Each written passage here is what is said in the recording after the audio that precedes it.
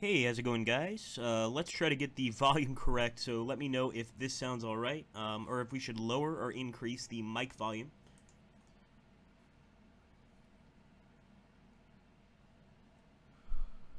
Good to see everybody. Evening to you guys as well.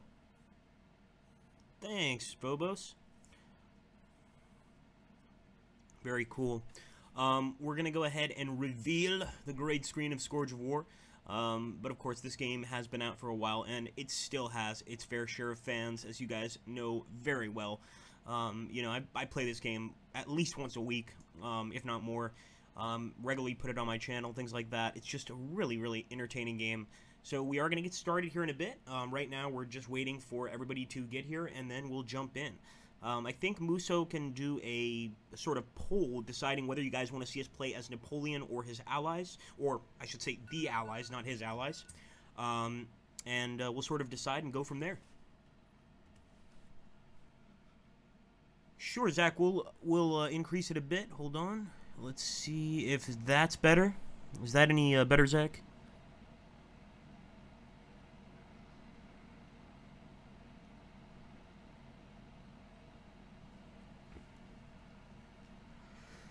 You'll see. I mean, it's a game with a tremendous amount of units. It's, everything's to scale, more or less. So, you know, when you see the battlefield, you're basically seeing the actual battlefield of Waterloo. And you can play the entire battle. So, you know, you can actually just play, like, portions of the battle. You can control smaller units. I know a few of you guys, especially Dogs of War, he'll probably show up to the stream in a bit. You guys play a mode, I think it's called General Mode. I don't know too much about it, but essentially you can only see from the location of where your general can see, so you can only command units in his sight range. Sounds really, really difficult, but really fun as well, so I'm going to have to try that eventually. So there's definitely a community around this game, and I understand why.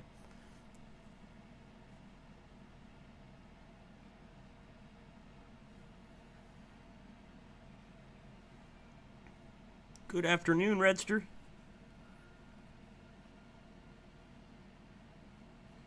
Ooh, we should have gotten that. Thanks, SDF. Maybe you can give that to us. Muso can maybe save it so we can do it next time. We do like to play games with mods, and there are several mods for Waterloo. One of them, the one that SDF is talking about, actually increases the amount of units on screen. Now, it can lag the screen a bit. I've tried it before, so I do want to be careful. There's Dogs of War. Dogs of War, we were just talking about you, man. So actually, I was discussing with everybody here, which you were discussing with me yesterday, which was essentially I think it's called the General Mode in Napoleon Total, or excuse me, Scourge of War Waterloo. Very similar games, but I personally prefer Scourge, if not just for the historical realism and the number of units. This beats Napoleon any day. But can you tell us a little bit about that general sort of hits? That's what it's called. Thanks. Yeah, and explain that, because that seemed really interesting. And maybe, I'm not sure how we would set it up, but maybe for one of these streams in the future, we could try hits.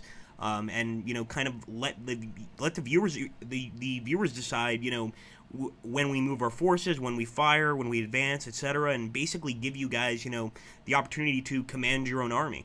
But I do want to set it up, and I want to learn it first. Headquarters in the saddle. Oh, that's cool.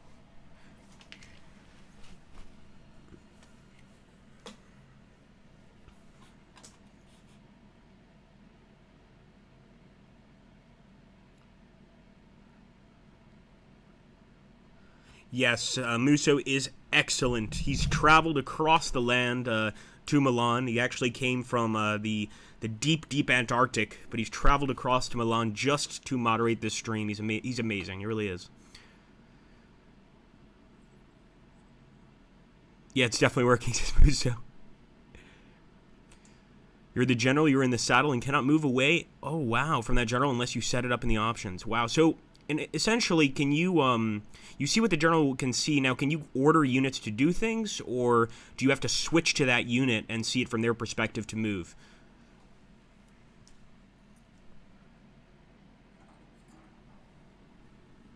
Yeah, it sounds very cool. Haha, me too. Don't worry, Gamer Hudson. I'm actually going to be uploading some videos on my channel later, doing a Chechnya campaign, and I want to see how I do as the Russians.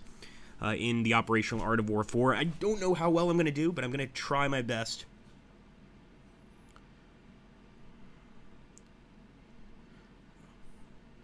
Ah, Damien, so are you not a fan of the hit system? Ah, you stay with the general. Interesting. So you basically have to keep the general near the troops you're moving, sort of thing. It sounds fun, especially if you're doing it, you know, with a lot of people, on some sort of, like, mic chat channel. Alright, my friends, Muso, I need you to please, create a little one of your excellent, polls, and basically what the poll is going to say is Napoleons or allies. Napoleonic or allies. So basically we can either play as the Napoleonic side, the French side in this case, or we can play as the allies, against Napoleon, and that would be the Dutch, the British, and also the Prussians. Now, of course, there were a lot of other allies fighting Napoleon at the time, but those were the three at this particular Battle of Waterloo that were around. And actually, I'm not even sure if the Dutch were there as mercenaries or if they were there officially. I believe it was just the Prussians and the English, so the Dutch might actually be English units, if I'm not mistaken. Thank you, Muso. I'm voting too. That's what you guys don't know. I also vote.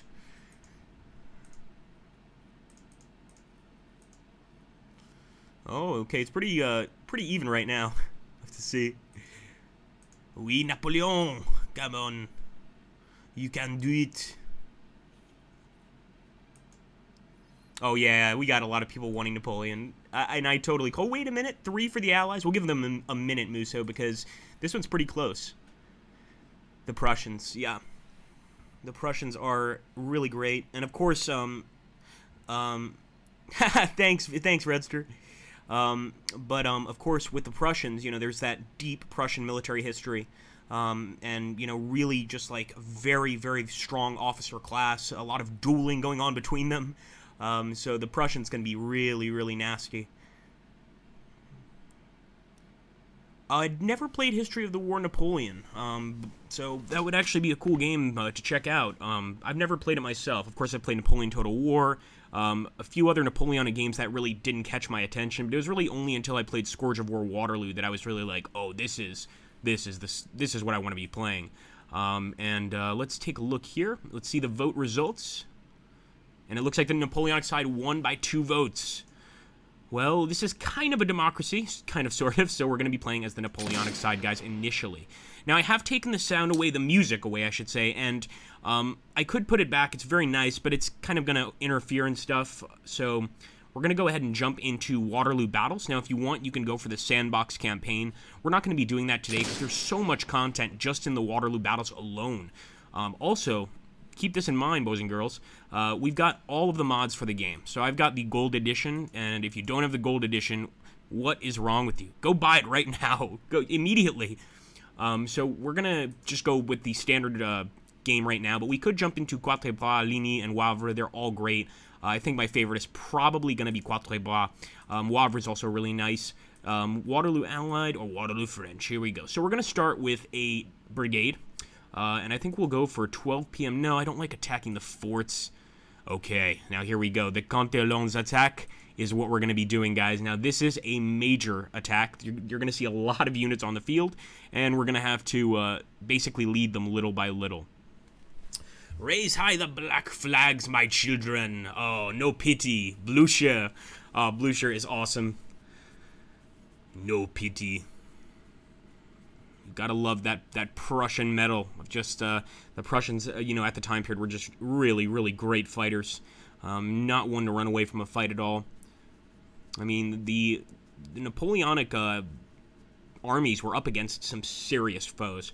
I really do have to give Napoleon credit just for standing up to these foes, but I don't think, honestly, Napoleon ever stood a chance. I know a lot of people, especially in the forums, are always like, oh, yeah, Napoleon could have conquered all of Europe, this, that. No, I don't think so.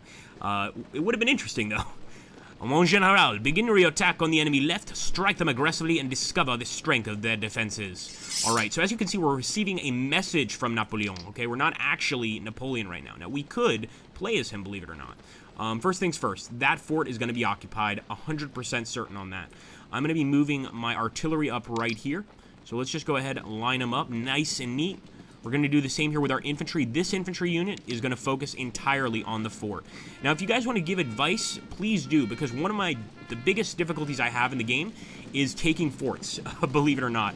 I try to charge in, and the men don't go. They basically just fire at the fort until the enemy finally decides they've had enough and they leave.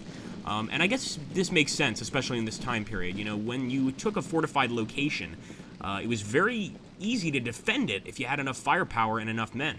And you could hold out against much larger forces for quite an extended period of time. Now let's start moving the rest of our forces here. Pour Napoleon! Vive la France! Let's go, men! We're also going to move all of our cannons up, because I don't think they need to be all the way back here. They can actually move up a bit. We can get a bit closer to the enemy. I think that closer is going to increase damage. You know, certainly reason would suggest that to be the case. Alright, let's go ahead and move up. Here we go. Grab these units as well, and as you can see, we're hitting the enemy all across the front. Maybe we should focus entirely on the left, but I don't think that's going to work. There's also a victory point over there on top of the center, so I think we have to focus on both. So there we go. Forward, my children. Forward to victory. There we go. Those cannons are firing away. Let's move another one up. And as you can see, this game takes a while to develop. It's not just, you know, instant gratification. These guys have to walk all the way to the battle. And just like I said, to scale. I mean, just look at that. Look at the amount of soldiers here. And when we start seeing bodies dropping on the field, you guys are going to be amazed. Because right here, you can just see the scale of the army is huge. It's massive.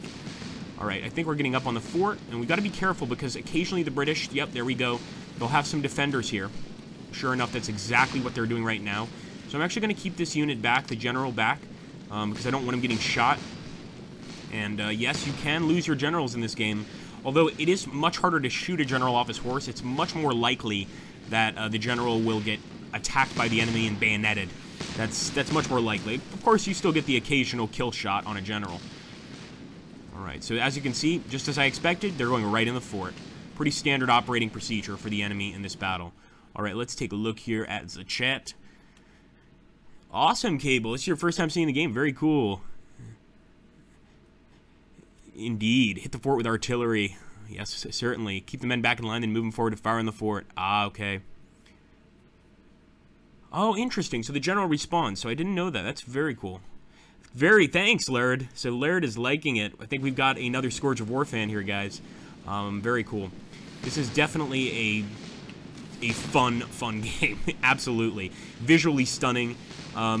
Absolutely visually stunning. Okay, move forward, men. You can also see the names of each individual sort of battalion. We've got the Légère 2nd Armée Battalion, the Brigade Schmitz, the 17e de Ligne, the 1st Battalion.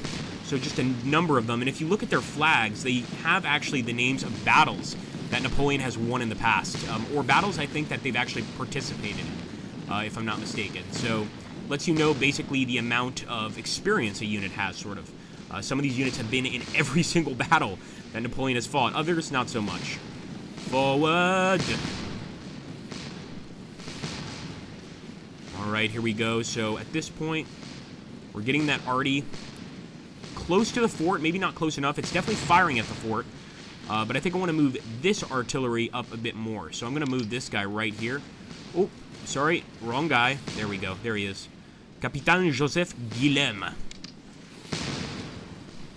Forward, boys. Alright, guys. We are approaching the fort. This is going to be the first point of contact for our men, and it's not a fun point of contact.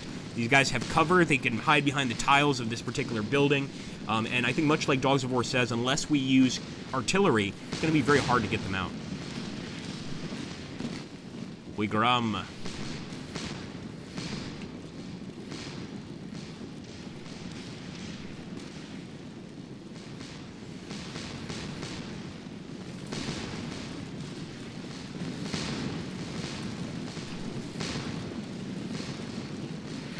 Zoom up a bit here. You can also get a nice little overhead view if that's your thing.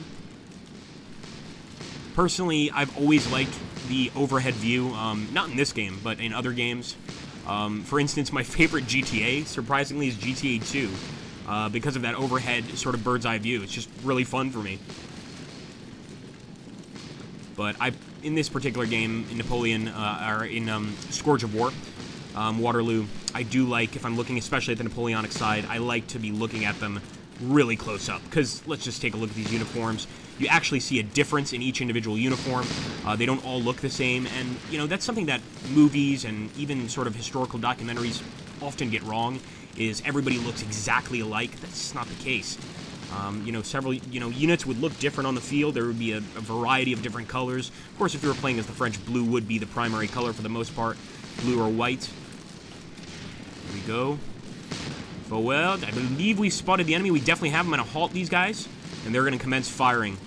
Same with these guys right here. They're going to commence firing as well.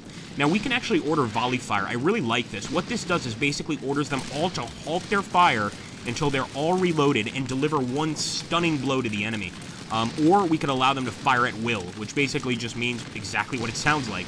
They get to just shoot whenever they want. We're going to go ahead. There we go. There's a nice little bit of volley fire there, but now I'm going to let them fire at will. And we're just going to take a look, make sure the rest of our army is still moving. Yes, it is. Oui, it is advancing towards the enemy. So you guys see that central point right there? That's the point we have to take. There's a Prussian flag on top and a British flag on the bottom. That's definitely a point of a victory point, and so is this one right here. And we can tell by the bugle on top of the building that this is a point that's being contested. I believe they also have on the far right over here another point that we have to take. So we basically have to take the whole field. This is not going to be easy. So Jay Sparrow is saying 45 euros is very expensive for what it offers. I'm going to disagree just a little bit, Jay, and of course I work for the company, so, you know, of course, it's my job to disagree, number one. But I'm going to defend Scourge specifically, and here's why. If you get the gold edition, you get Wavre, you get Ligny, and you get Quatre Bras. The initial game just by itself already has a ton of content. With those additional DLC, you have a game that you could play for weeks. I mean, and I don't mean play for weeks, you know, just for fun. I mean, you could literally play the game for weeks without seeing all the content. You know, you play the entire battle of Waterloo, the entire battle of Quatre Bras, etc. It can be really, really time-consuming. I'm not even sure if we started the Battle of Waterloo that we could finish that over a week of streaming. So, for instance, if we streamed 1 hour a day and played the entire battle, I don't think we'd finish it by the end of the week. We'd probably be about a third of the way through if we were playing correctly. If we were not, we'd be probably a quarter of the way through. Let's take a look here. Yes, that's another thing that Dogs of War mentioned. It is on sale quite often. Yeah, Brooding Phobos, absolutely. I mean, that's a really good point. Very, very few that do this battle justice. Yeah, Dogs of War 600 hours on Steam, my goodness. Yeah, I know Dogs of War really loves this game. Right, we're going to put these guys on the left flank over here, just so that I get more shots on the fort there. I also love the gunpowder in this game. The gunpowder is very realistic. I'm not sure how many of you have actually been around real gunpowder, specifically black powder, and sort of seen what happens when, you know, you fire like a black powder musket or a black powder, you know, pistol or something like this. Now, I've never actually fired one myself, but I have been in the presence of a historical reenactor firing one. And the reenactment of the gunpowder is very realistic here. You know, often in modern combat, the bullets, the gunpowder sort of dissipates. You can still smell it in the air, of course, but with that black powder, you've just got plumes of smoke rising up over the battlefield, and you definitely know that that particular projectile could potentially kill you. Let's move over here with these guys as well. I don't want to focus too many men on this fort, but we unfortunately have to take it one way or the other. Oh, yes, absolutely. And I think this is superior to Napoleon Total War in a number of ways. This also has a campaign, matter of fact. I don't really do the campaign because I have too much fun playing the battles just by themselves. But in terms of just sheer numbers, if you did this with Napoleon Total War, if you put this many units on a battlefield, I think, number one, your game would crash, probably. Number two, you probably wouldn't be able to. And number three, you would be lagging something absolutely awful. So it's just not worth it. Now, here we go. We are approaching the first line, and as you can see, they're actually laying on the ground. This is the Bataillon Nord. This is what I was a bit confused about, and what the history buffs here on the channel can help with. So this is a Dutch battalion. So I'm wondering, who are they fighting for? Are they actually fighting for the Dutch? I don't think they are. I can't remember if it's the Queen or the King at this time in England was Dutch, I believe. So perhaps these are mercenaries of some sort. But we'll let you... The Grognards especially will be able to sort me out if I'm wrong on this. But they're laying down to avoid some artillery fire. And we've also got some British troops there on the left. Ooh, I didn't see those guys. Let's send some men over there, too. So we're splitting our men up a bit here. But I think it's for a good cause. We can already see some enemy casualties. Looking very nice. And I think I'm going to take these guys right here. Brigade Schmitz. I believe this might be a non-French brigade. Brigade Schmitz, or at least led by a German. Or led by a Prussian, I should say. Germany didn't exist. Here we go. Look at that. Oh, wow. We're already getting a ton of casualties here on the enemy. And they're definitely going for volley fire. I can see that. Oh, there's another one down. Yeah, we're going to be knocking these guys down left and right. We've also got some pretty good support there from the artillery. And you can actually see some artillery bursts up in the air that look really nice. I want to get these guys to go over here. We want to be careful. We don't want to overextend ourselves, but at the same time, we also don't want to get bunched up. We want to make sure that we're attacking equally on each front. So, for instance, over here. Oh, no, they're already firing, but I want to get them in front of our general. Move back here, you fool.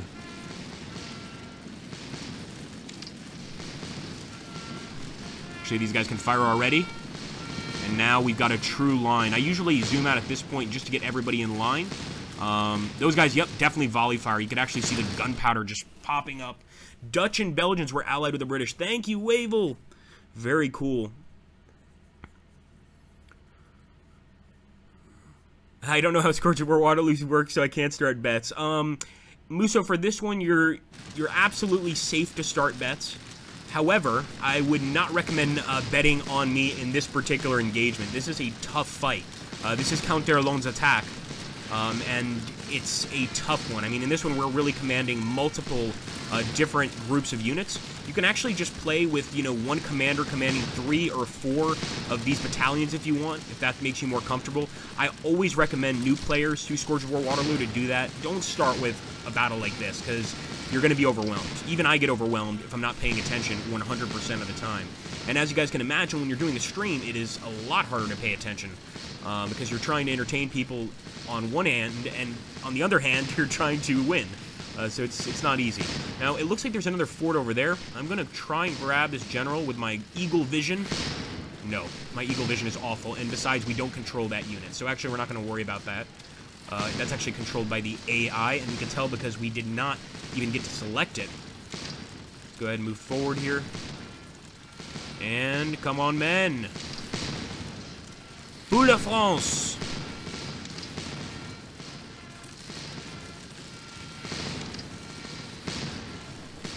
Let's get up on our men and see how they're doing. I'm leaving that general out there in the open.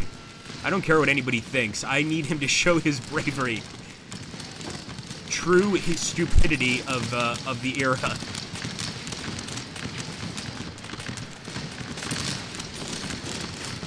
Our boys are definitely taking a hit, but they're managing to stand their ground. And I'm going to order these guys actually to do volley fire. So this way, when they fire, it's going to be a bit more powerful. It's going to take a little longer to start dishing out any damage, but it's going to be pretty effective in the way it works. Actually, let's grab these guys.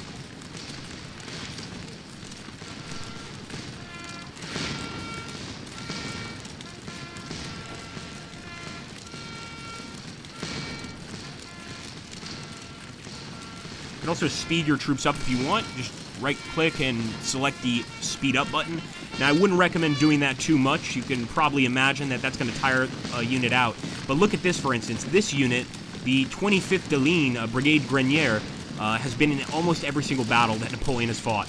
So this is a really, really serious unit. You could tell that they're going to do a decent job.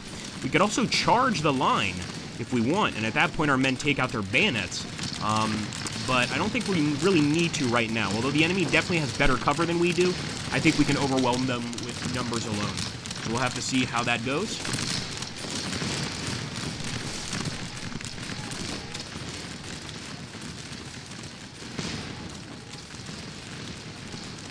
How are we faring against the British on the left? Alright, nice. Not bad. Well, sort of. We're actually not doing anything to the British on the left. Let's move up. Here we go.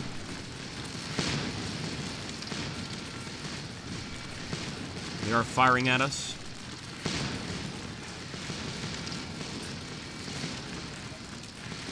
Forward, boys. Now this unit right here is getting completely crushed. Keep in mind, this is not just about numbers. You know, you don't win a battle in the Napoleonic era by killing more of your enemy than they do of you. A lot of this has to do with the location that you held by the end of the battle. So this unit is doing an incredible job. I've got to tip my hat to them. The Bataillon Nord, they're holding on against us for a really long time and basically delaying our attack against that victory point. Come on, boys. Oh, one of the boys just took a hit right to the head. My goodness. You can make it, son. Do not surrender. I might try a charge here. Not just because I think it's the right thing to do, but for you guys to see what a charge looks like. Let's go for it. Bayonets! Vive la France!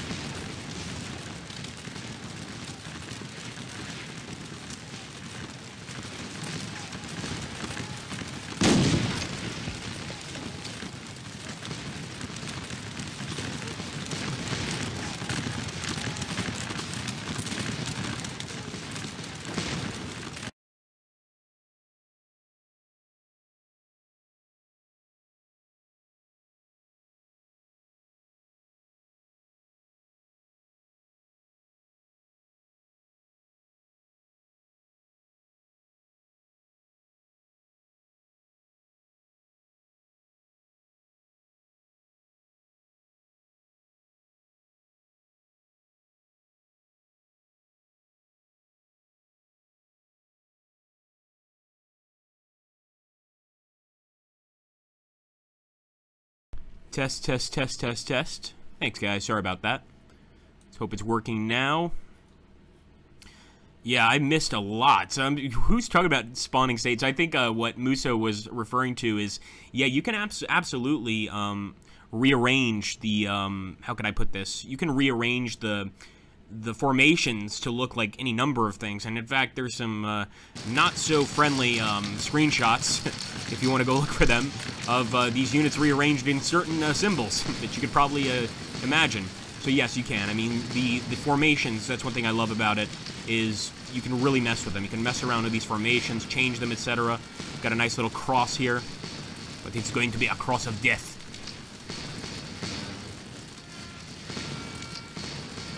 Forward. Keep moving these guys as well. Grab these guys over here on the right, move them to the enemy left flank. I think we can break this unit pretty easily. I'm more worried about the units back here. We've got some Landwehr units, a lot of dangerous units. So we're going to move up, but we're going to be careful. I think we should be able to break these guys, though. No, not that direction, you fools. I will send you back to the academy. Let's actually pull out and get a nicer look here at the field.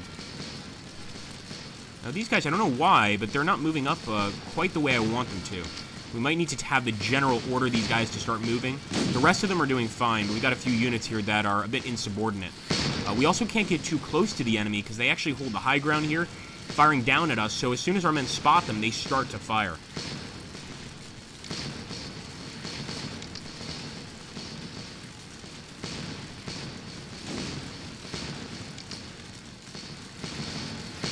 Forward.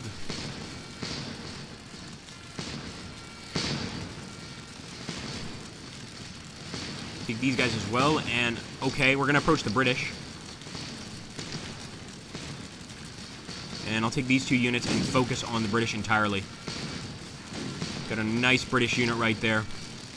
Let's see how we're doing against the fort. I think we should have broken it by now, but maybe I'm wrong. Yeah, we haven't broken it yet. We're still firing. Look at this. Our guys are still trying to take that fort. And like I said, trying to charge I don't think is going to work. Our men are not going to follow through with a charge on a fortified building. So we got to get more guys forward. Maybe move our artillery even closer, although look at this. They're right on top of this fort. Just letting them have it at this point. Fire away, boys. Show no mercy. You guys look way past the fort up there in the hills. There are a lot of other enemy units.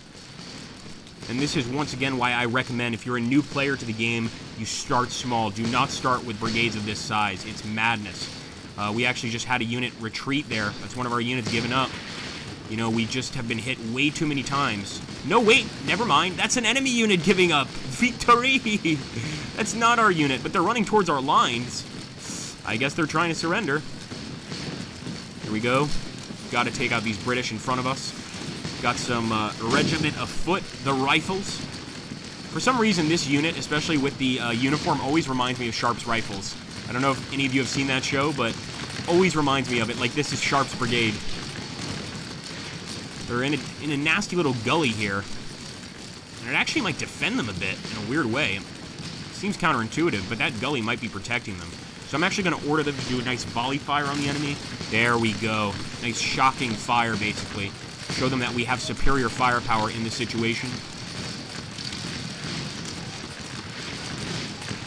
Look at them, man. They are tough. They're dropping like flies, but they refuse to fall back. That commander is just stoic. He's just standing there. Don't worry, man. You'll be fine. Of course, he's lying to them because they're not going to be fine, but it's the commander's job. All right, let's keep moving forward. Here we go. We're getting closer here to the point, and our general is just kind of hanging out there in front of the enemy. Not the best place to be, admittedly. But you got to start somewhere, right?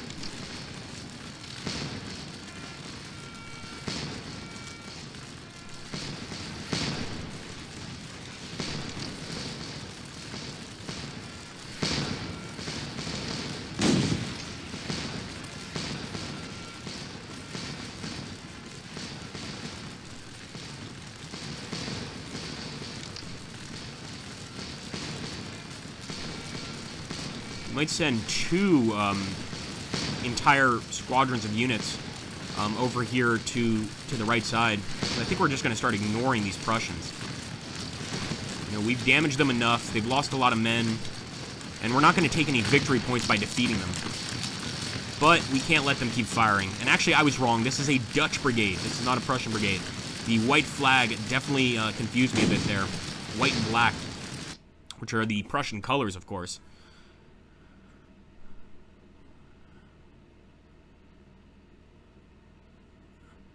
Might as well push up. Hey, Araman, how you doing, buddy? Good to see you, man. Araman is the moderator over at my channel, and I would say him and Muso are probably the best two mods to have on any stream. Go ahead and move up here. Try to get here on the enemy left flank once again. We're just trying to get as close as we can to the enemy. But with the positioning they have here on the road, it's tough. I mean, this is actually, believe it or not, a defendable location. You know, the bushes make a big difference in these kind of battles. They really do. Forward. You go to the fort. Even at the fort here, we can already see a lot of men down. So the enemy is definitely taking a beating. But that could also be dead enemies from the retreat. I'm not entirely sure. I don't know how these guys are managing to spot the enemy, but keep moving over here. Come on, men, we need your help elsewhere. Kill them fast.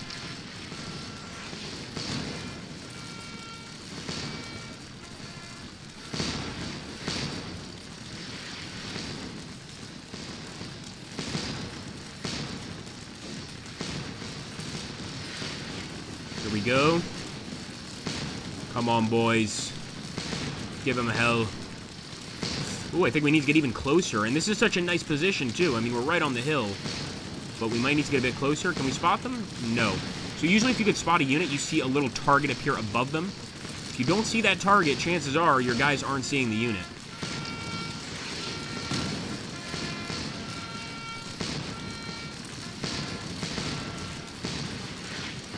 You can actually see a few of them standing up here.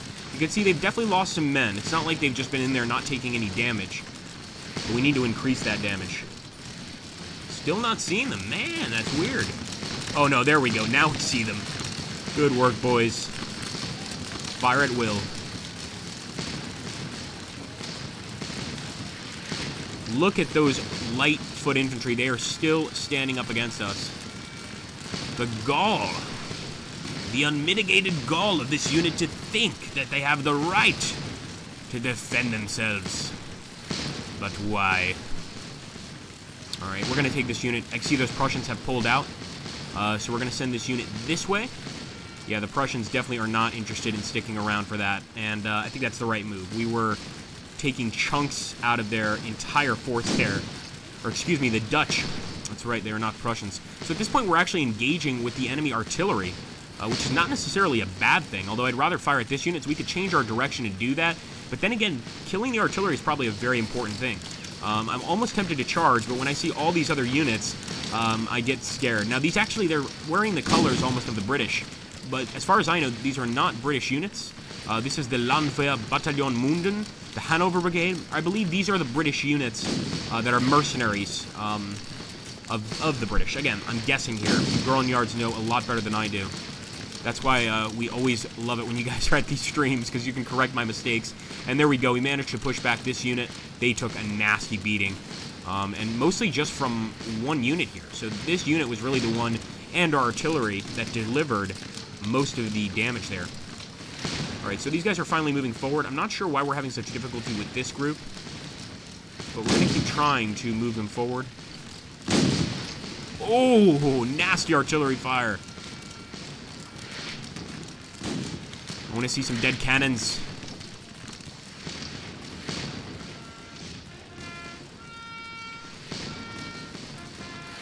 We'll come back for you, men.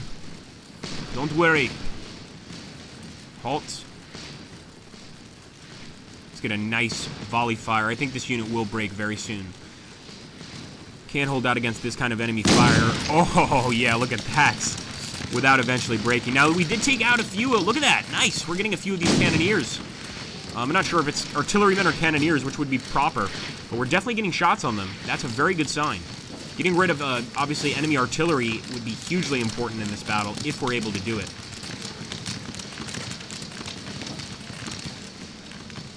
Let's take a look here at the chat. Ah, Wavell, that's what it was. I knew there was something about that. I mistook and said Prussia, but that's what it was. So Hanover. That's what it was. Yes. So they got some Hanoverian, I guess, troops to assist. Closer with canister. Thanks, dogs. Interesting, interesting, interesting. Ah, use the skirmishers. So that's, and for the skirmishers, let me just jump in here pretty quick. I'm pretty sure you right-click and we detach. We unsplit. Is it unsplit unit? We can't split this one. I believe that's how you break off a few units to become a skirmisher unit. But dogs will probably be able to give us even better tips here.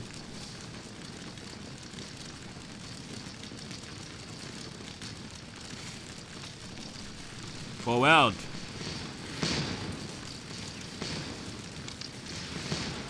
Going to move along the road and hopefully get some of these defensive properties.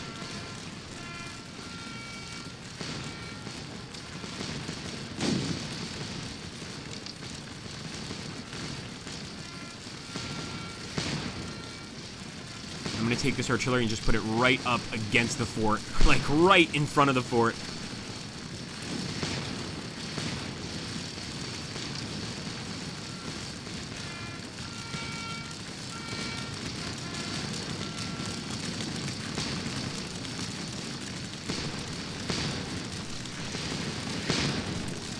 Let's take a look here.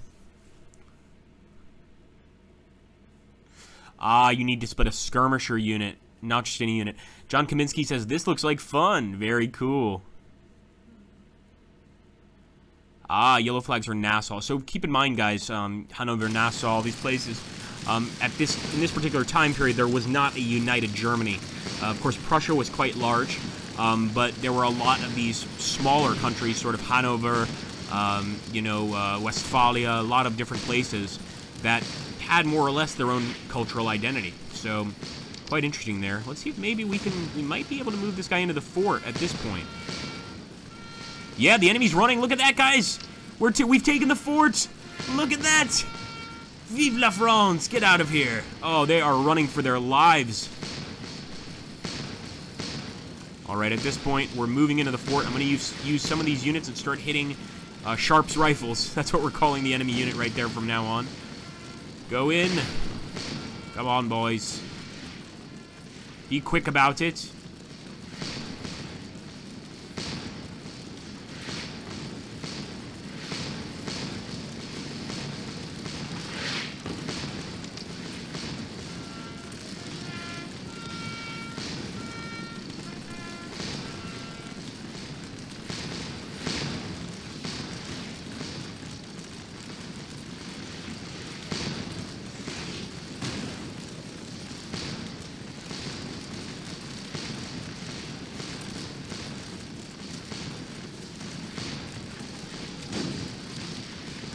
Should be spotting the enemy unit now. No, we might need to get a bit closer there.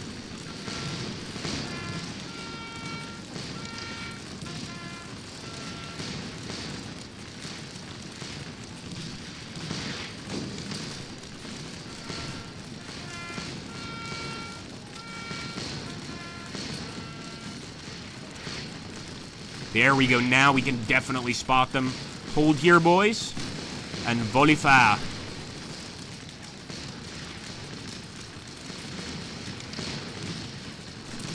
My fault, sorry.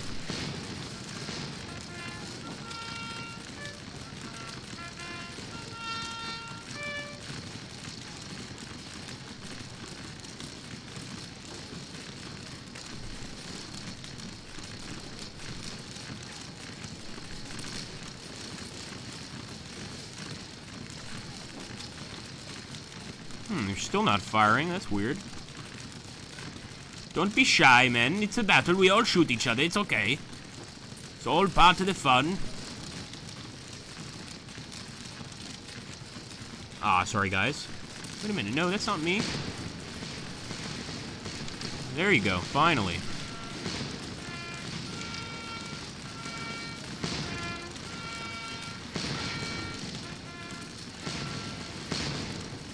Boom. Nice hit on the enemy. Although these guys are very strong. This area has got to be giving them some sort of defensive bonus, because there should be a lot more of them dead at this point.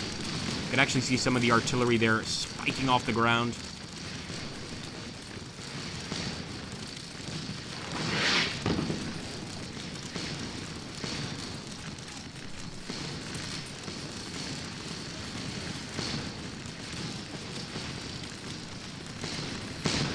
Prepare to fire! Good shooting.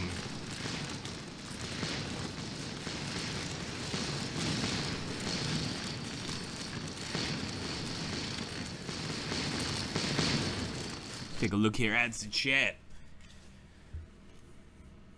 Yes, exactly, Damien. Well said. Most of the British unit was dead. Yeah. Yeah, there were a lot of casualties at Glycerine. We've been attacking that unit since the beginning, basically. Interesting, yes, absolutely. Yeah, Dogs of War makes a great point, and we were talking about that earlier. If you guys take a look at the flags on the units, some of them will actually have names of battles they've participated in.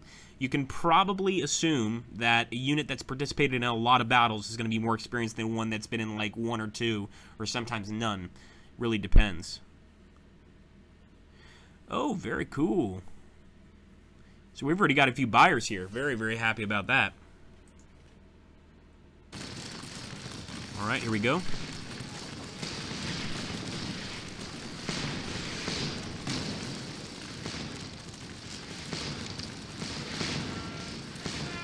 And the fort officially has the beautiful tricolor on top. Beautiful. So we've taken the fort. That's just one victory location, though. We've got a lot more to take. And that's why, once again, don't play this if you're new to the game. Because even I'm sort of having some trouble here. And I've played the game before. In fact, I played quite a lot. I'm not as gifted as Dogs of War. Dogs of War is just a master at this game. He's sort of mentioning the skirmishers. I know how to detach skirmishers, but only from this battalion here, which can be a little frustrating. Let's actually just split it 25%, and we'll take this unit, this skirmisher unit, and move them forward a bit. But it looks like we're getting okay shots on the enemy. I would like to get a bit closer, though, with our infantry. Gotta be careful, though. All those Brits laying down, they're not dead. They're waiting for a fight.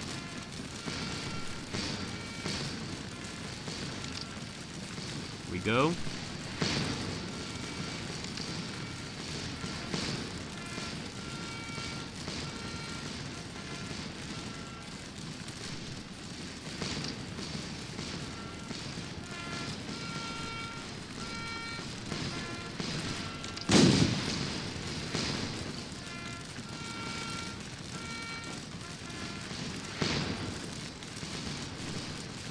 Bring this artillery up. We should have done this before.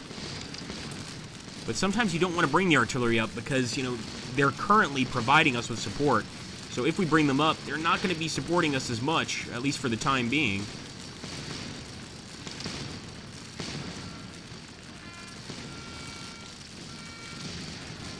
Come on, boys.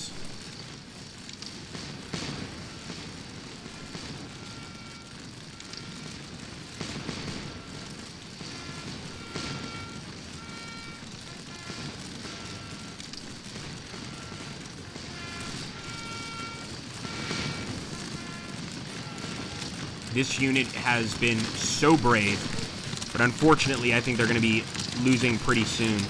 By the way, somebody was asking about casualties earlier. You can see casualties after the battle, but you can actually just look here. So right here, this represents the casualties we've actually received ourselves, and this bottom number represents the enemy casualties. So this unit, for instance, has taken more casualties than it's dished out, and we can even see that sort of, if we look at the ground, there's a lot of men down in this area. So with this unit, I'm actually just going to turn them towards the enemy. There we go. C'est très joli. In fact, we're going to charge. Oh no, I didn't want them charging this unit. Oh well. Let's go for it. Move these guys up as well.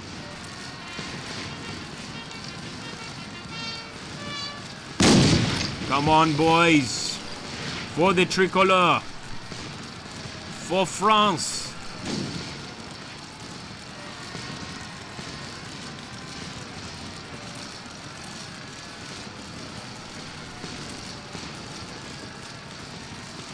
There we go. Our boys are definitely jumping in here into the battle. Come on.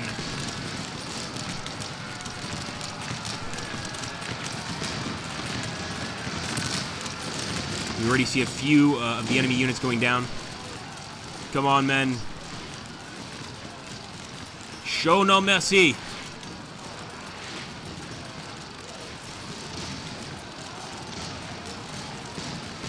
Come on! Oh, this is a nasty fight. Each side is just as determined to kill the other side. They're not giving up, we're not giving up. This is a fight to the death. Now, believe it or not, you can take prisoners in this game, so occasionally with these combats this close, one of the sides will eventually surrender. Right now, neither of these guys look like they're willing to surrender. In fact, it looks like this bayonet guy is actually stabbing some dead bodies, making sure they're down. Keep it up, boys.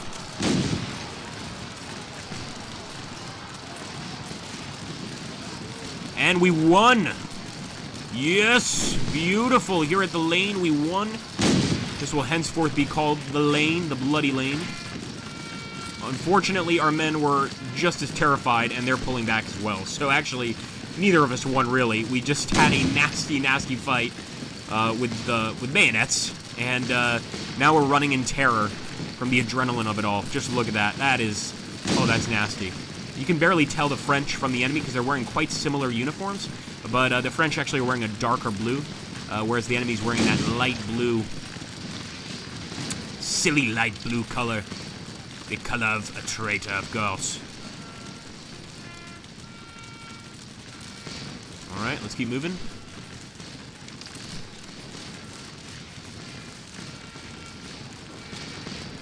Actually, we should be careful.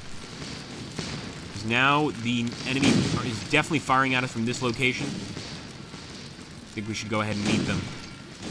Oh, I told you they would eventually split, and these guys are splitting from the battle. Let's move up this way. Don't run away, men. You have so much to live for. Actually, that would be a good reason to run away. Here we go.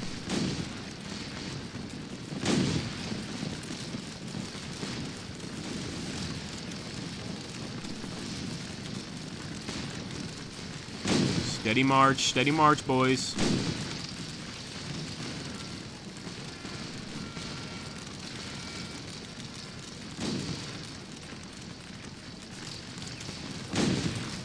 Wow, a lot of enemy units there, and we've got the Highlanders! The Highlanders! These guys are really, really good. Let's take a quick look here at these Highlanders. These guys are incredible. And I've had Highlanders playing as the allies myself occasionally. I've had Highlanders survive what no other unit could in terms of casualties. Just, you know, basically losing half of their men and fighting just like nothing happened. So this Highlander unit right here, really nice flags too on all of the units in the game, but I love being able to just see those colors on the battlefield and sort of relive sort of what the men must have been thinking about trying to bring as much glory to those colors as possible. And I've got to be careful here because Dogs of War mentioned when these units are overlapping like they are here, that's going to give us a negative, an actual a defensive negative, so we want to be careful doing that. But we are targeting the enemy artillery in this area, and we're right on top of the victory point, so I'm going to keep on doing that. I'm going to move to the left just a little bit. Well, not move to the left, rotate to the left. And I'll move forward a bit. Should be good enough. Come on, boys.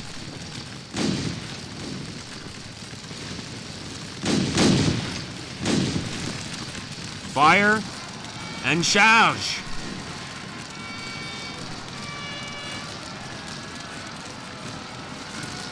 Now, this unit actually has a supply wagon coming here. And yes, you do occasionally need supply wagons to bring ammunition, etc. This unit looks really weak, so I'm going to see if we can't knock them out of the fight. They didn't learn their lesson the first time. We're going to have to teach them a second. And this unit right here, Brigade Schmitz, you know, Dogs of War was mentioning earlier how some units are more experienced than others.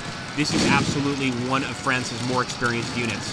You can see they've participated in every battle. Austerlitz, Jena, Briedana, am I saying that correctly? Essing and Wagram. So really just a nasty, nasty unit in terms of damage potential. Let's see how they do.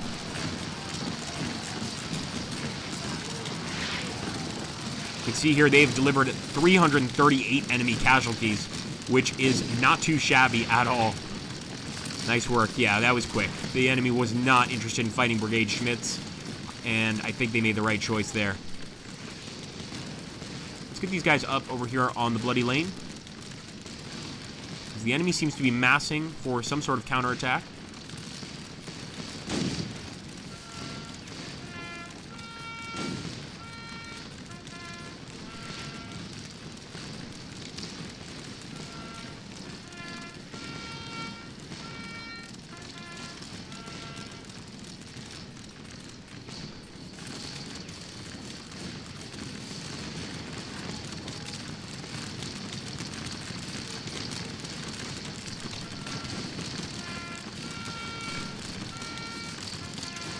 Alright, this is a beautiful position.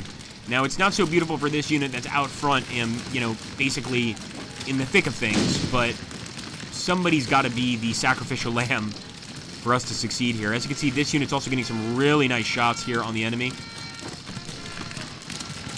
This is the unit, of course, that won that close combat round.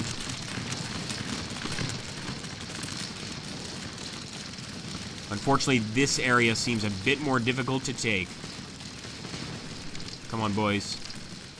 We better move that general back. If that enemy unit touches it, the general's going down. Move, move, move. This is one way to get a general killed, and he's down. He's down. Yep, general is down. So you guys want to see what a dead general looks like. And thankfully, Dogs of War mentioned they respawn. But there he is. He's got 1 foot still in the saddle.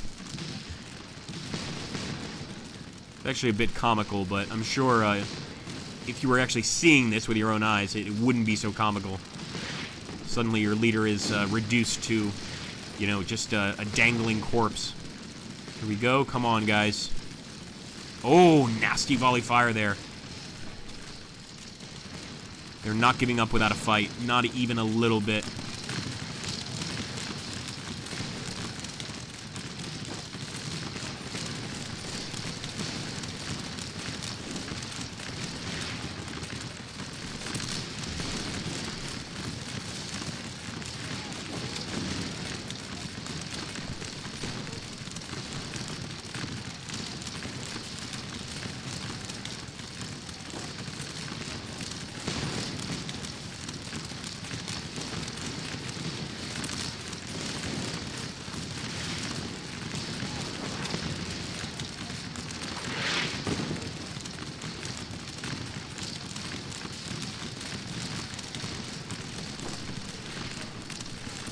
I'm going to go ahead and actually pause just a bit here. So we're pressing the pause button.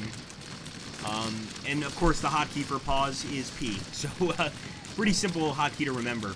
And I think we want to go ahead and decide what to do next. We have to get a nice read of the battlefield. I'm actually going to let you guys get a read on it and sort of decide what you would do. I'm going to go ahead and zoom up here as much as I can and just move back. Looks like over here on the right side we've got more men. On the left they've taken a lot of hits, but we've also got some men back there still near the fort. So we should probably be moving them forward. Almost certainly. Let me see if I can find the general in charge here of the artillery. I want to move them towards this line. And it also looks like those British light infantry finally moved back. That's good to hear. Let's go ahead and take that position.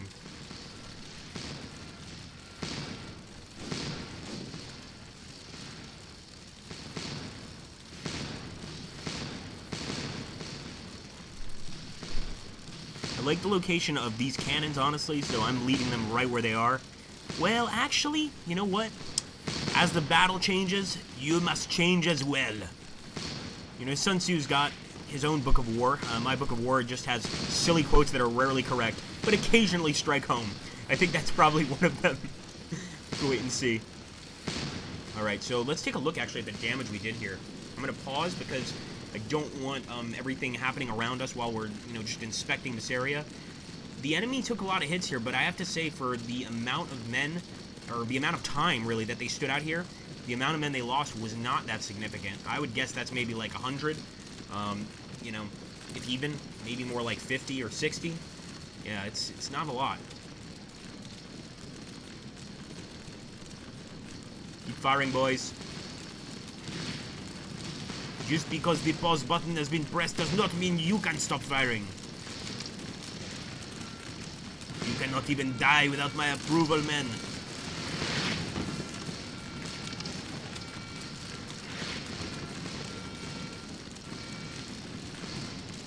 I've always hated, like, cheesy war movie lines like that. You know, you certainly see a lot of silly lines in war movies. But one of the ones that I hate the most, and I've heard it in at least 3 or 4 war films, is when, like, a soldier's dying on the field, and the commander comes up, and he's trying to comfort this guy who's clearly in, like, severe pain and, you know, close to death, and he just goes, "Son, you can't die without my permission." And it's just like, come on, just, you know, don't say that. It sounds brave and all that in a film, but in an actual battle, I don't think you'd want to say that to a wounded soldier. Probably want to, you know, start tending to his wounds. That would be a good start as soon as possible. All right, we're making a major push here. A lot of our men are pulling back. Look at this. Ooh, insubordination. No, they're just realigning themselves. Let's go. Come on.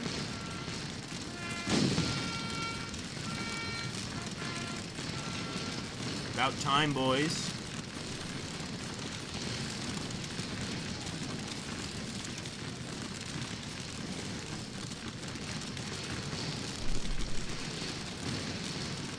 Okay, they can already spot them from here, but I want them to get a little bit closer. No, get a little bit closer. Don't get so excited. You'll get your chance to fire. Relax. As you can see, these guys have only participated in and Wagram, so I don't expect them to be as good in combat. I'm going to let them do some volley fire here.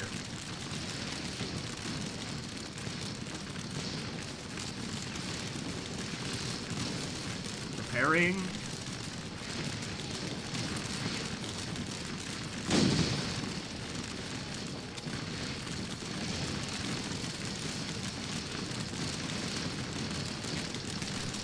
Let loose, boys.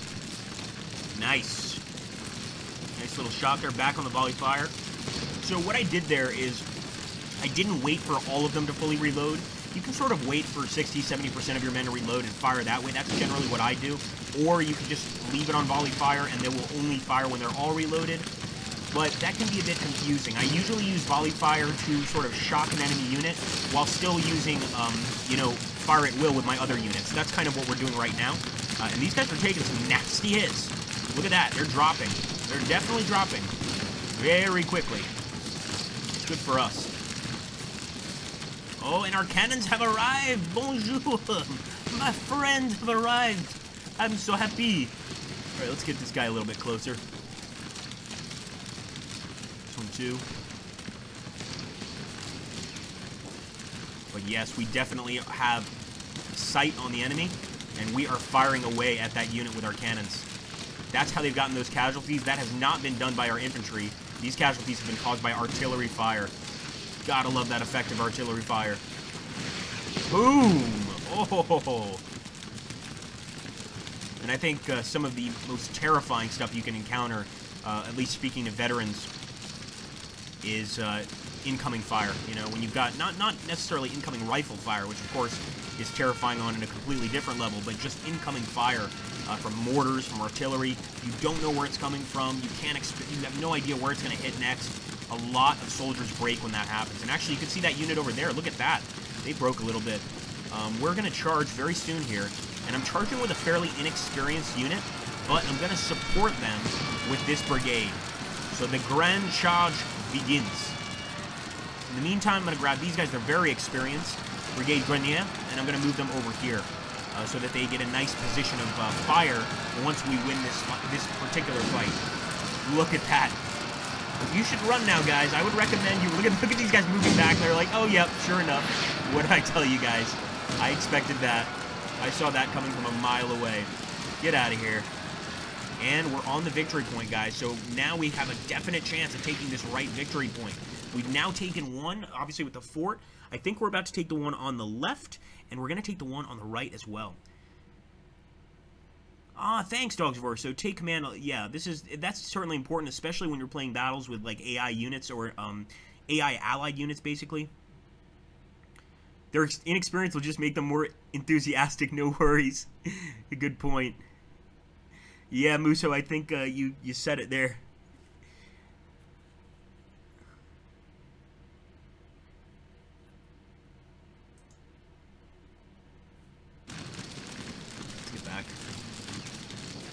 So, by taking command, you mentioned you can also unit rally with this. So, when you say take command, does this essentially mean that they won't, stop? Because they've been stopping quite a lot. See, I learn something new every day from Dogs of War. So, I just took command of that unit. So, hopefully now they will not stop until I tell them to. They generally, the AI is smart enough to know when they should stop attacking. But I'm going to try and take that power away from them. I want to attack this area.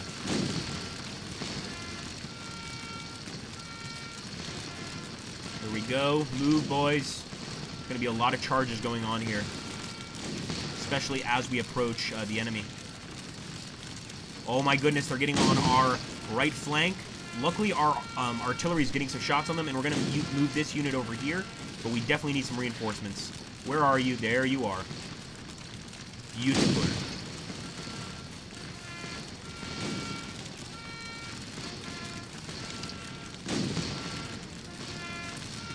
Take a look really quickly here. Oh, that makes sense. Thank you, dogs. The historical personality of the general falls away. So that's really interesting. So that explains even more how specific this game is. In other words, what you're saying is that like these individual commanders, when they pull back, stuff like that, when they're not as aggressive as you want them to be, that's how the actual general was in the battle. And that makes sense because, as you guys have seen, we've had a lot of groups of units that have kept the attack going, and we've had several groups of units that have, well, basically been kind of slackers. Kind of stand back, they don't really do much, they watch from afar, and they're not a big help. So I like that. Now let's go ahead. Where is the General? There he is. Move, boys.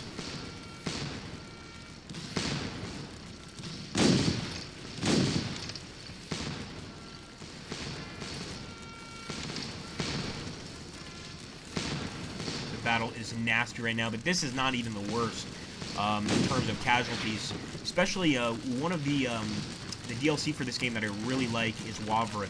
And basically Wavre is I believe a Belgian village, if I'm not mistaken. And basically, if you play as the, sorry, readjusting here, guys. If you play as the Allies, the British, in that particular battle, you have to defend against a French assault, which actually happens across a bridge. And by the end of that battle, I have just seen the entire town of Wavre near the bridge. Not the entire town, but, the area near the bridge. So maybe like a sixth of the town completely covered in bodies. Just completely covered in enemy bodies.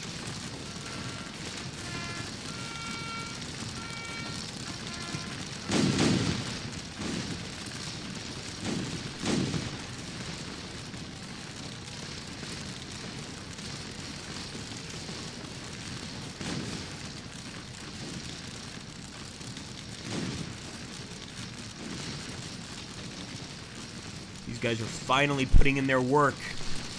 And now, of course, this is neutral. So now, as you can see, the victory point is neutral. If the battle were to end right now, it would go to neither of us. So we'll have to see. Taking a look here at the comments. Man, I gotta say, guys, first of all, thanks so much to thanks so much to everybody for showing up to the stream. We've got 50 people at this stream. And actually, our boss didn't think that we would get this many people, because Scourge is admittedly a much older game than a lot of the newer stuff we've been putting out lately. But it still has, as I said initially, a very, very large user base, and we can see here a lot of people jumping into the stream that haven't seen it before, saying this looks awesome. And I agree with you, it does look awesome. That's why we love it so much. So I had a feeling we were going to get a lot of viewers for this stream, and I'm glad that I was correct. Vive la France and vive Scourge of War.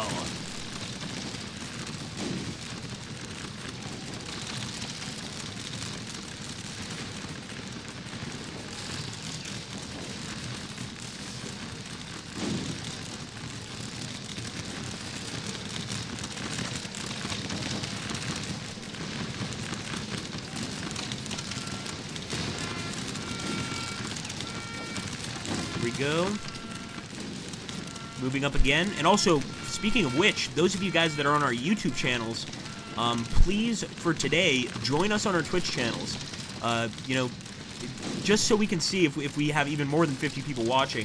And I can actually see from the restream information how many people are watching all at once.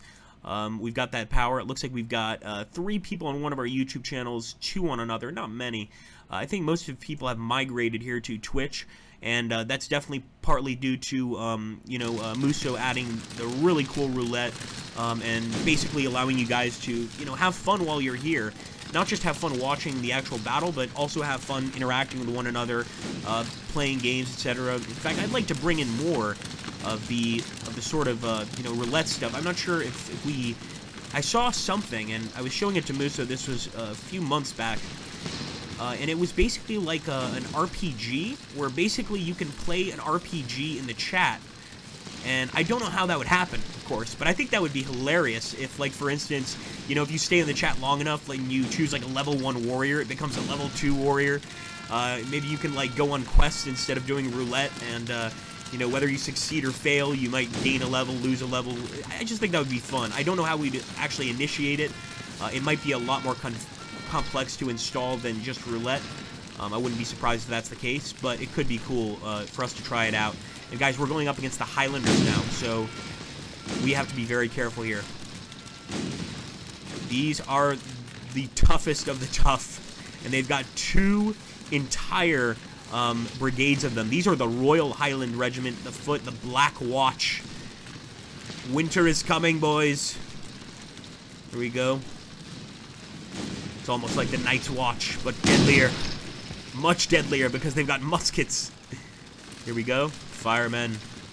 I want to see some Highlanders dropping. There's one. First one. And trust me, these guys are like Chuck Norris. He takes a bullet to the chest. He'll probably just yank it out later and have a nice tall glass of beer. But actually, look at that. Look at that. They just look so cool. Devastating fire.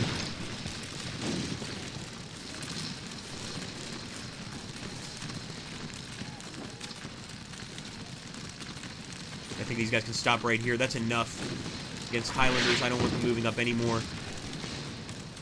Now, have we taken the location? Not quite yet. Not quite yet. We're still fighting over it. Told you, these battles can take hours, guys. I mean, we're already, what is it, a minute and 20 minutes in, a minute, or an hour and 20 minutes into this stream at this point. You know, we've come quite a ways. So, this game does not end, you know, within a few minutes. Although... and this is, again, why I recommend that the newer players try smaller units or smaller groups of units. In those battles, those can take 10, 20, 30 minutes, depending on how you fight them. They're not going to be as long as this one. You know, we took one of the longer portions of the battle, Counter Lons attack, and even look at that. I mean, there's so much left. We've still got enemy units approaching way back there. We're just focusing on this area here. It just shows you the scale of the Battle of Waterloo. In its entirety. Remember, this is not the entire Battle of Waterloo. This is a portion of the Battle of Waterloo. So this is just one part of the battle. When you think about that and you just consider it, it really makes you wonder, you know, how many men were involved in this battle, you know, how many were wounded. Obviously, we got wonderful Wikipedia, which can tell us that these days, but when you really try and think about it, it's kind of frightening. Did that more... Are those more Highlanders? Oh my goodness, there are more Highlanders here. Thankfully, these guys are turned away. I think they're enjoying watching these cannons fire. I can't decide, but yeah, they're just like, oh, that's interesting. You guys have an interesting job. So hopefully we can sort of catch them off guard and start firing very soon here. Oh, nasty cannon fire, though. It's actually already striking us. Fire. Nice! We're hitting them with our cannons, too, guys. We just took a huge chunk out of the Highlanders. Look at that. Oh, man. Now, Dogs of War, what kind of shot would that be that would do that kind of damage? That can't just be a regular cannonball, can it? Put these guys on volley fire. I'm stacking. Shouldn't be stacking. Let me do this. Oh! Nice shooting, boys. Canister. Thanks, Dogs of War. So that's canister shot. So I guess essentially a bunch of metal thrown into a cannon and fired away. A bunch of little tiny metal rounds, about the size of a palm of your hand, just fired away in huge clusters at the enemy. Man, the weapons used are terrifying. The weapons that humans are managed to come up with to kill one another just really amazes me.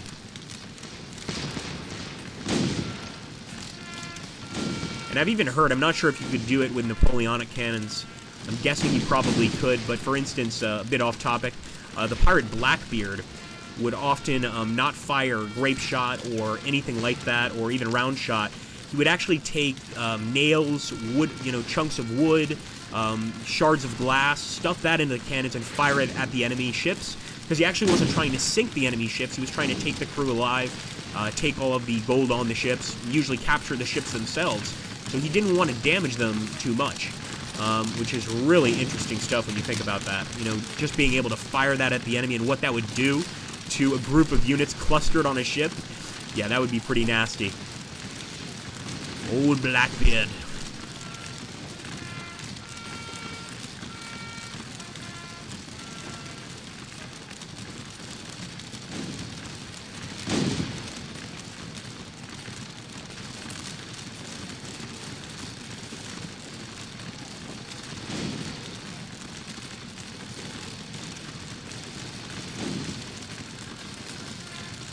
I'm moving forward with these guys.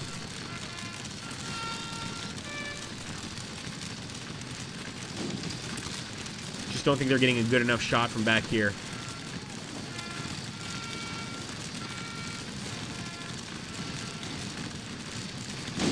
Alright, halts. Fire at will. These guys are not doing nearly as good a job as the rest of our troops, and it makes sense, because once again, they're not as experienced. We can tell by the battles here. Definitely not as experienced as the rest of the men. Now, we could do a charge, but I'm not sure if it would be a good idea. So we're going to do it.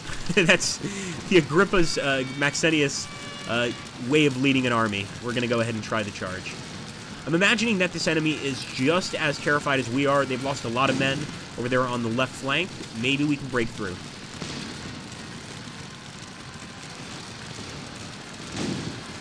Charge, boys. Get some support there on the charge.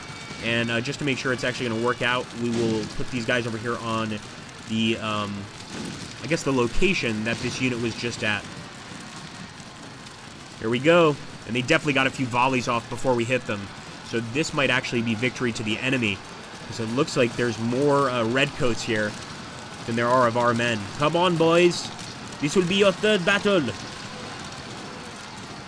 You will win honor and glory for France if you will remain. And look at that. Looks like the enemy general is running away. Charles Louis Bress. Oh my goodness. We won. We won, guys. We definitely won. Now, I don't think this unit is going to last much longer because they've just lost a ton of men. But that's pretty impressive. Good job. Here we go. Nice volley fire right into their backs. Oh, that had to hurt. No mercy, men. Major defeats! There we go, guys. So we've suffered a major defeat. We just weren't able to take the locations as quickly as we wanted to, unfortunately. Grievous mistakes were made on Battlefield Commanders at all levels. That's me. We're going to take a look here at the stats. So let's take a look. If we see the experience, 100, enemy casualties, 4,444. Our casualties, 4,414. It was really because we didn't have as many victory points as the enemy. We took the, we took the fort, but we didn't take the central field. We didn't take the field on the right in time. In other words, we had to move a lot faster in this particular battle to be able to do well. Now, as you can see, the one cool thing, if you feel like it, even after you lose a battle, you can go ahead and keep fighting. You know, you don't need to stop right away. So you could basically just keep fighting for hours to see what the battle will eventually look like. We're not going to do that here. We still have time in the stream, so I want to look at one of the DLCs. But I will go ahead and do a quick tour of the battlefield for you guys, so you can see just the amount of bodies that have piled up. And let us know in the comments. I want to hear your opinion, guys, on what you think about the game so far, especially those of you that have never seen it before. Do you like the way it looks? Do you like the action involved? Do you like the bodies on the field, etc., etc.? We definitely want some feedback on Scourge of War Waterloo.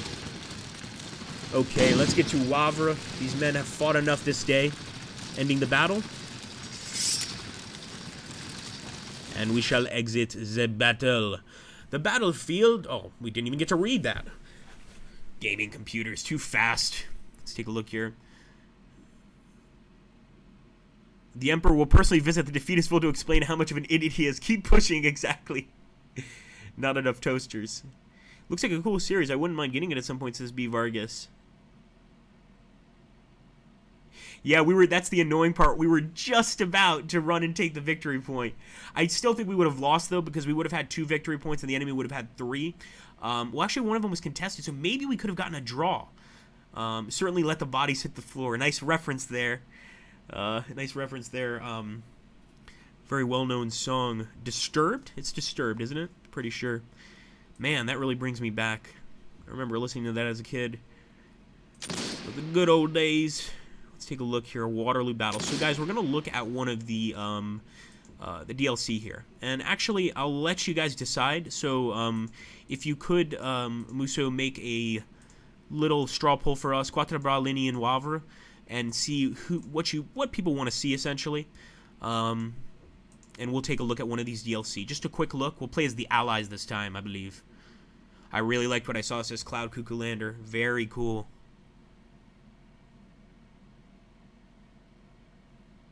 How would we do that, Dogs of War? Can you tell us here? Well, I guess we have to be in a battle.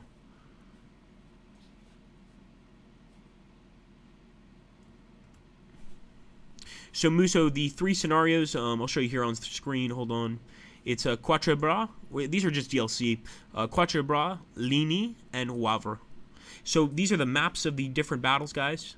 Ligny is a very bloody one, but surprisingly enough, it's not my favorite. And I think the reason it's not my favorite is because in Wavre, you get to defend against a massive French force attacking you, and you have a town.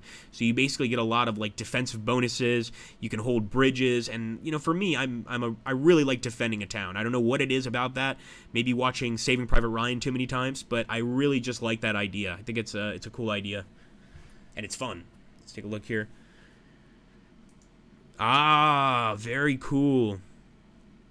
Ariman shared some really cool information here. It was Drowning Pool. See, look how old I am. Gosh. What is wrong with me? I'm getting so old. I'm 28. Let's take a look here. Oh, yeah, if you buy this game, take a look at the Kriegsspiel mod and download it. I absolutely agree. And actually, if you could, Musso, maybe share the just the forums so that anybody interested in looking at the mods can head over there and check them out. The forums are a great way to get new suggestions for mods. And maybe the next time we play Scourge of War, we will maybe do some mods. We'll take a look at some mods. Even some of the skin mods are really good. Some of the skin mods are quite interesting.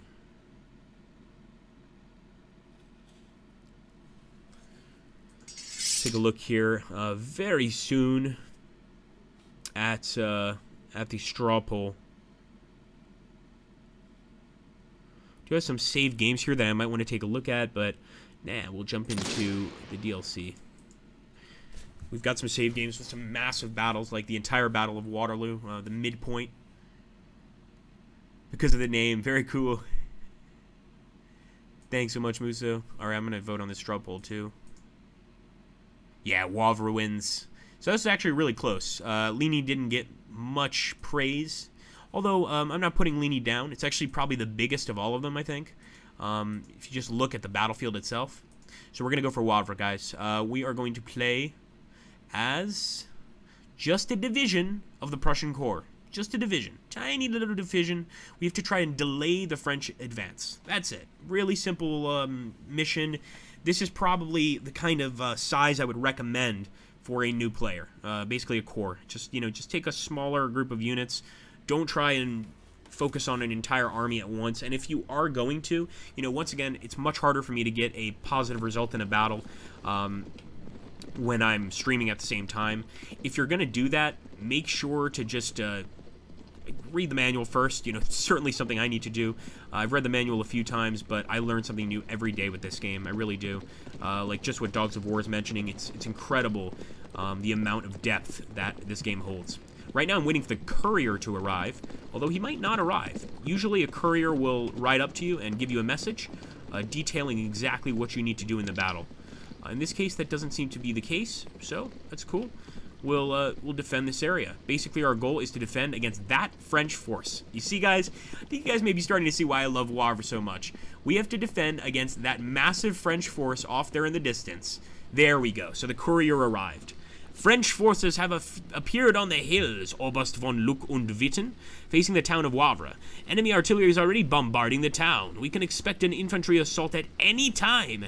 The enemy unit must not be allowed to cross to the north side of the river. Hold the Sablon area as long as practical. You must hold the Grand Point area at all costs. The Sablon, I don't know, I'm starting to think Sabaton, which, by the way, is great music to listen to while you're playing. I just want to put that out there. Put on some Sabaton. Play some Scourge of War. Alright, we're moving these guys up as well. Now, this over here, I believe, is a skirmisher unit, if I'm not mistaken.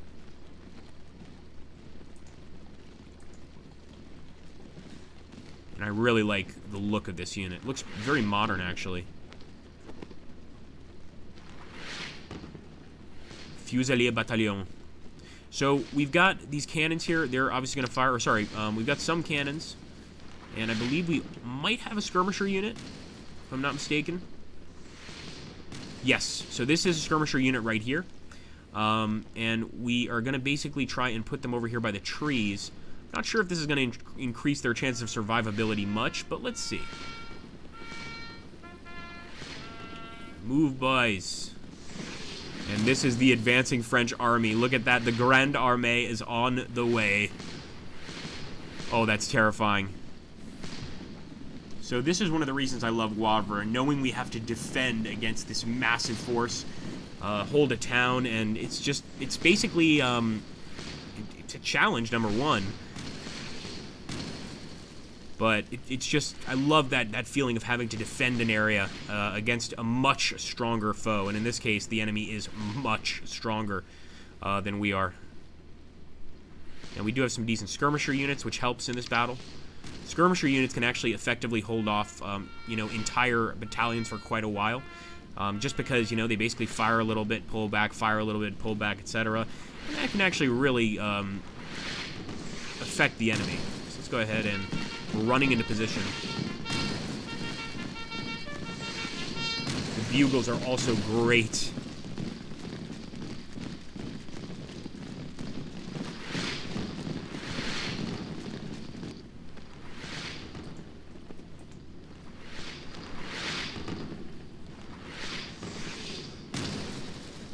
As you can see, they're not getting a commander bonus. They're not close to the commander. The closer you are to the commander, you are going to get a commander bonus.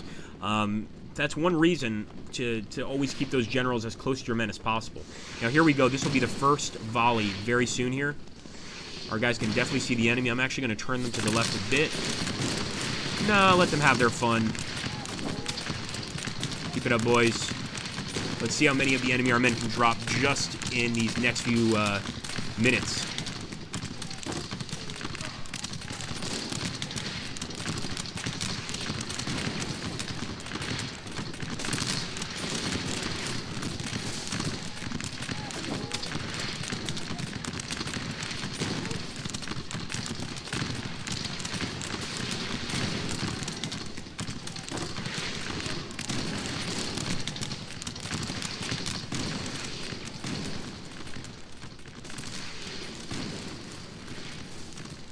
Bring these guys forward as well. And unfortunately, these two lines are not going to stand very long against the enemy. But we still got these guys over here, and I believe we do receive reinforcements during this battle at some point. But I'm not for a second going to move these guys out of the town. They're here in the town. This seems like a pretty defensible location, so we're keeping them here.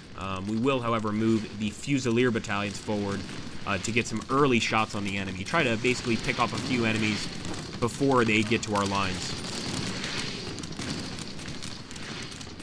Run, boys.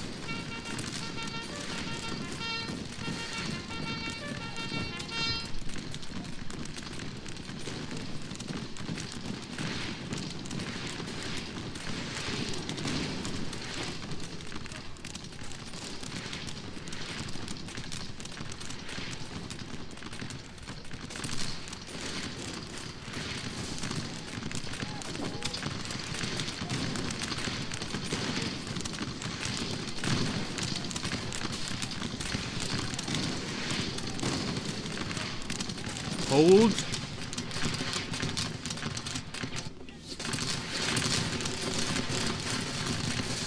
Knock them back into the river.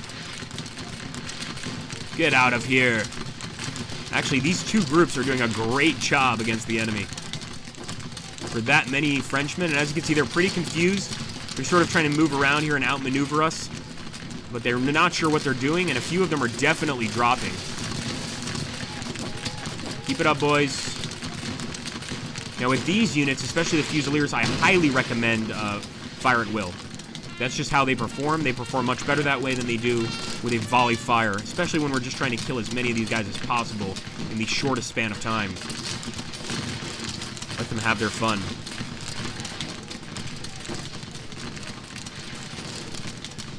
Long live Prussia! Death to the French!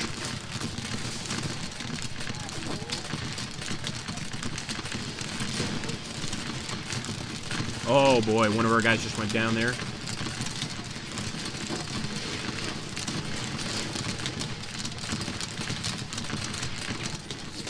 I'm actually going to go for a quick volley fire here. Just because we can actually get a flanking shot on the enemy there. I want to move these guys a little bit to the right. Fire. I want them to focus mainly on this unit here. More specifically, the Brigadier Genjou. Keep it up, boys. Keep it up. And interestingly enough, look at this unit. This French unit, this is their first battle. So maybe we could actually knock them back. Yeah, look at that.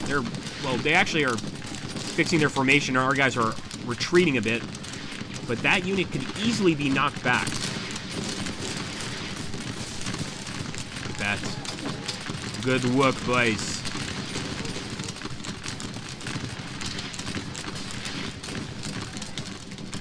What I'm going to do now is fall back.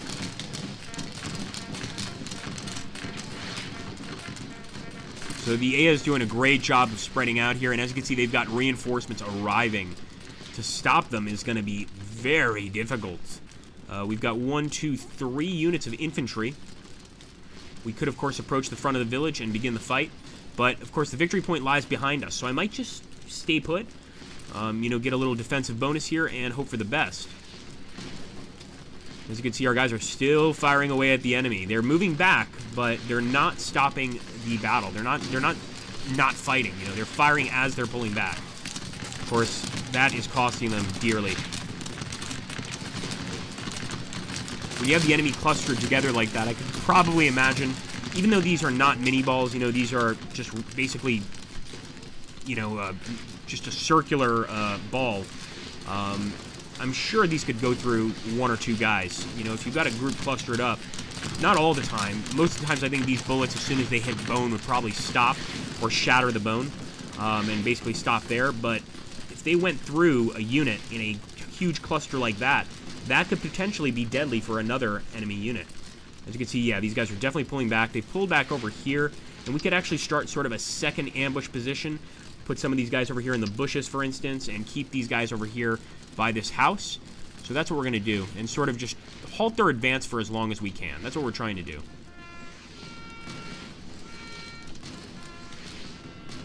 Remember, that's the actual mission in this particular battle, is to halt the enemy as long as possible. Obviously, you want to halt them from taking the victory point, but if you can hold the victory point for the amount of time allotted, then you win the battle. It's that simple. That's another reason defensive battles are, for me, a little more fun. You've got to work a little harder to win an offensive battle, especially in the Napoleonic era. Unless, in this case, for instance, you're playing as the French and you outnumber the enemy dramatically, which they do right now. But look at this. We've also got some cavalry units. I told you guys we were going to get some reinforcements, and sure enough, we got some cavalry reinforcements here. The Kurmisches Landwehr Cavalry Regiment. Now, the thing about this game and cavalry, if you want to use them, you have to use them extremely, extremely well. It's not as simple as just, oh, I'm going to go ahead and use them. And actually, we're not commanding this cavalry right now. It's commanded by the AI. But the thing about the game is that, and the period as well, is that, you know, the square formation at this time period was well known, all right? So people knew about the square formation. If cavalry was advancing on your position, then obviously you would form a square and begin firing. It's very effective at, of course, stopping the enemy cavalry, and pretty much wipes them out very quickly. So if you try to charge an enemy unit with your cavalry and you're not close enough, your cavalry is going to more or less get wiped out very quickly. They're going to take some major losses. And in this case, I don't have to take the responsibility of the cavalry because the AI is going to take that responsibility. But just something to keep in mind when you're playing the game.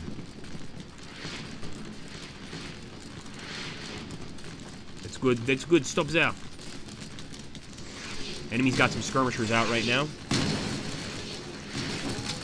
And as you can see, they've got the split battalion.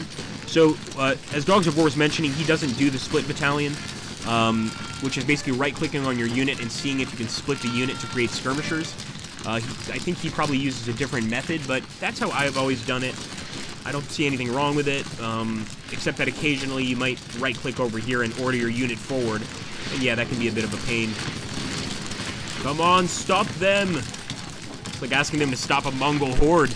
It's not happening. At least not in this lifetime. Although, look at how many casualties the French have taken just at this point. I mean, we've definitely hurt them a bit. But it's sort of like putting a scratch on a tiger. It's not going to stop the tiger, it's just going to make it a lot angrier.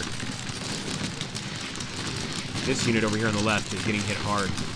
Come on, boys. Enemy advancing.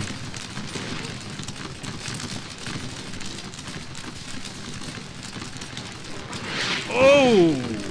Canister shot right there.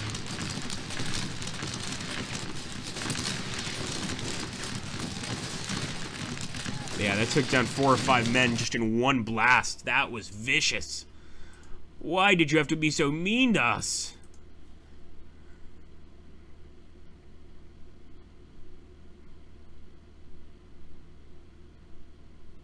That's a good point, Damien. That's a very good point.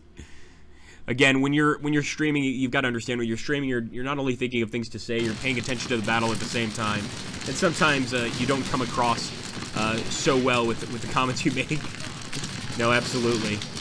Yes, those spherical balls we were talking about. You know, that spherical globe. Like, yeah, that's evident. They didn't need to say it, Agrippa. We get it. It's a ball. It's not a... It's a sphere. Rectangular. Spheres are now rectangles. Alright, so I really wish these guys would start getting there on the enemy's left flank, but I think they know better than we do. We're going to let them go ahead and make their own decisions, and we are moving our units up to form a line here. Maybe it's better to stay in town. That could be the case, but we're going to find out pretty soon anyway. Look at the commander. The commanders are starting to kind of inch back a bit. When the commander starts to inch back, that's not a good sign. When he's kind of moving back, that's bad. That's really bad. Got enemy skirmishers moving up here. Look at that, look at that. He's doing his little... It almost looks like the moonwalk. He's moonwalking back and just saying, nope, I'm out of here.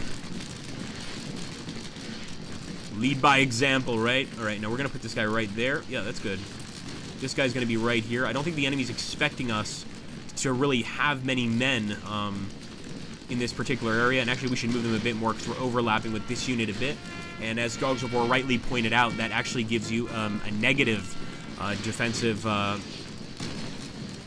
penalty, unfortunately, if you have men overlapping. So you really want to try and keep them not necessarily like really far apart, just don't have them doing this.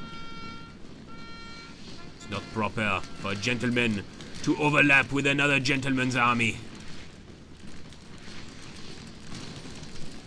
Now, of course, the issue here is we've lost the victory point, so we definitely should move back, because basically you need a certain amount of men to hold a particular location.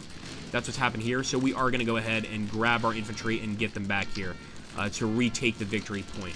That's maybe one thing that's a little frustrating. You know, you don't really get to move forward and attack when the mission is to defend. If you do, you're probably going to lose the mission. But, again, it makes sense. And honestly, we're probably much better off in town anyway than we are out in the open field. Look at that there. It looks like they might be waiting for some of their reinforcements to arrive. I think they've all crossed, though. No, they've still got a lot of artillery back there, but the men have certainly crossed.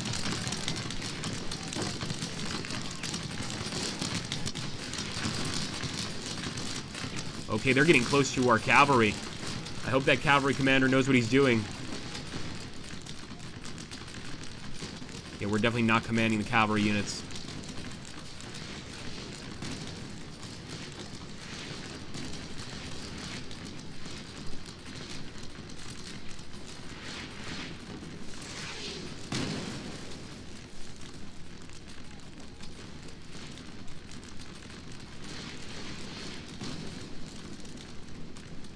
And as you can see now, we've retaken the victory point. We've kept one of these units out here, but this might not be the greatest idea.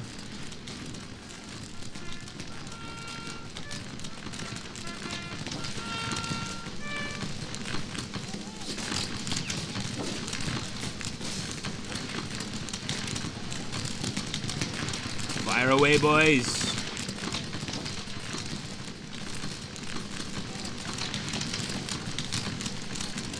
Gotta love Wavre.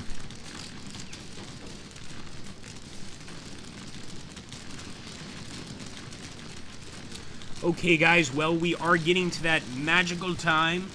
Well, not really the most magical of times, and that's the end of the stream. It's actually the time we hate the most, but it's got to come eventually. Really want to, first of all, thank everybody for showing up. I've had a blast playing this game. This is probably one of the most enjoyable streams, so I also want to thank you guys for how you voted. I love playing Scourge of War Waterloo. It's just so much fun. But I'll say War in the East, which was the second place winner of the vote system, is another game that is really, really fun. And I think, in a way, it would be a much different experience, a much more relaxed experience than Scourge of War Waterloo. You know, I've been very animated during the stream because this is a very animated game. So much is going on, you know, at all times.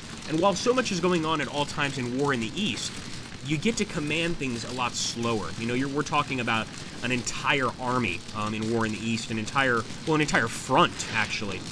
So it really allows you to take more time to kind of sort of think things out, etc. Now, obviously, you could do that in Wavre or in Scourge of War at any point. You just, of course, hit P, pause the game, take a look at the battlefield, to decide what you're going to do. You know, you could still do that, but there's a big difference in both games. They're both great, but very different games. So we definitely, you guys, I think you absolutely picked the right stream. And how much did Scourge of War win by, I wonder? I don't know if Muso can tell us. But I'm also glad we also got to show Scourge of War to a few people here who hadn't seen it before. Really appreciate that. No worries, Dogs of War. No problems at all, man. We know that you know a lot about this game, and we always appreciate working with you.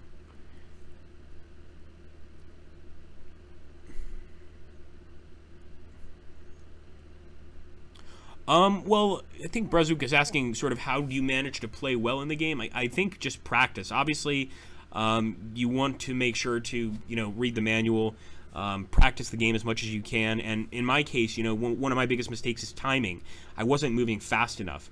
So, you know, what I was doing a lot of was like I wanted you guys to see the cool animations of the game, so I was zooming in on like the cool moments, which is great, and you can do that.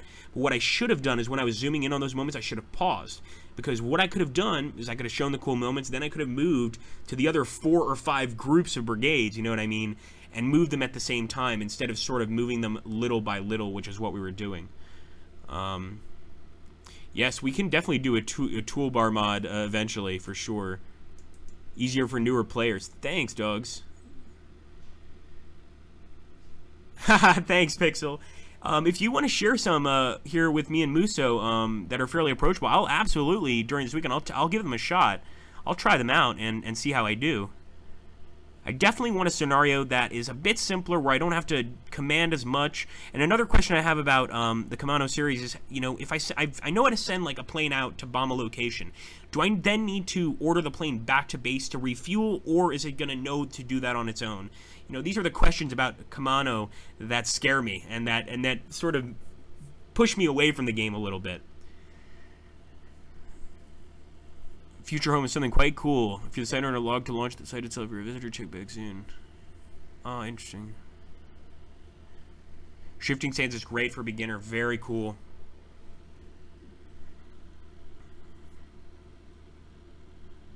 So I think I'm gonna be taking a look at shifting sands this weekend for sure, guys. We've got to look at that.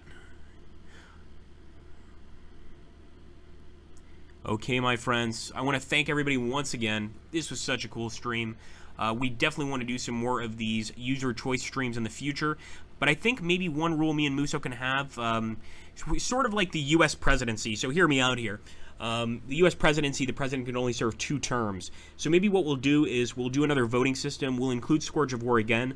If you guys vote for it again, no problem. We'll play again. Maybe we'll use some mods, but we obviously can't play Scourge of War every Friday. You know, that wouldn't really be fair. So I think if it serves 2 terms, we've got to wait at least a month before we put it up on the list. So if we get Scourge of War again, then maybe we'll take it off the list, we'll add a new game, and you guys can vote again. But thank you so much, guys. Thank you, Muso, for moderating. Thank you, everybody, for showing up and having fun. And thank you, most of all, the Awesome Dogs of War, because he actually helped me do better here in this battle. No worries, guys. Take care, and have a wonderful, wonderful weekend.